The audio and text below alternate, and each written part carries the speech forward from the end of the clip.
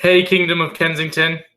Well, there it is. The governor announced that we'll be beginning the year in Plan B.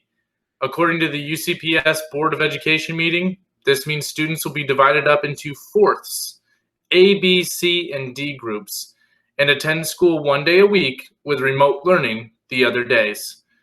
We will have more detailed information in regards to our individual school plan in the coming weeks. Education is going to look different for some time, and there's not a plan that fits everyone's needs. But I'm confident that both you and your students are resilient and adaptable. As educators, we have learned a great deal since March, and our remote instruction will be much more robust and comprehensive than ever before. Our teachers are prepared to build content that includes mini lessons of live or on-demand instruction, back-ended with learning tasks that will take their eyes off the screen as well.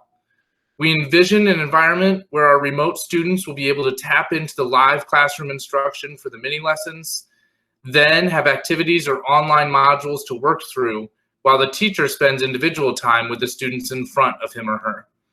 This may take a bit to get up and running, but we are committed to making this a productive and worthwhile experience for all. The Board of Education also approved the option for a Plan D for grades 2 through 5. Which is basically like opting into a virtual school for at least the first semester. This would run under a school within a school model and be taught by our teachers and managed by our administrators. Your students will still be Kensington Knights, but they would not have the option of returning to the school building under Plan B or Plan A if we were ever to transition to a less restrictive environment. Please discuss this as a family, and if this is something that interests you, be prepared to apply with the district next week. The applications are supposed to be online from July 20th to July 26th. The sooner we can get an accurate number of how many students we need to serve via each of the plans, the much easier it is for us to prepare meaningfully for the start of the school year.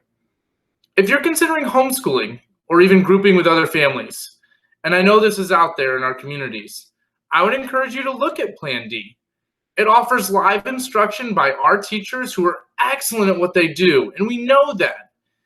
They know what students need, and as well as they're going to create all of the materials and hands-on resources to reinforce that instruction. Our teachers have taken time to identify what standards students were missing from the past year and have created plans to focus on filling those gaps as well as emphasizing the essential standards within their current grade level. This is a lot of work to create and plan content and instruction. And if you're thinking about taking that on at home or asking someone else to do it, I would ask you to let us do it for you. Our hope is to provide a smooth and meaningful academic transition back into school whenever that may be. As a public institution, you're already paying for this service, and it would greatly reduce the prep time for you or whoever is facilitating your learning for your student, and help meet the individual needs of the group of students that they may be working with, especially thinking if they're at different age levels or grade levels. Why would you pay for another curriculum or resource when we're providing all that content for you to use, even from the comfort of your home? For kindergarten and first grade families, we have not forgotten about you. And please know that we want those young minds in front of our teachers as much as possible. Unfortunately, Plan B doesn't allow for all of that. If Plan B doesn't work for your family, let me know. We'll do our best to cultivate a Plan C, remote learning, an experience for your students that would provide live instruction and free resources. Similar to what I just mentioned, if you're going to keep them home and work with them in person, that's completely fine. But this would provide you with all of the curriculum and content. You could even watch as a family and learn alongside your child. Then, whether it's you or someone else who's working with them, they could use that to reinforce and personally use the materials and resources that we've provided. It may not be ideal, and nothing is at this point. But if you're going to choose to homeschool your student, or you need to keep them at home for safety, we completely understand. But we want to be there to help, and we want to be along the ride for part of your student's nightly journey.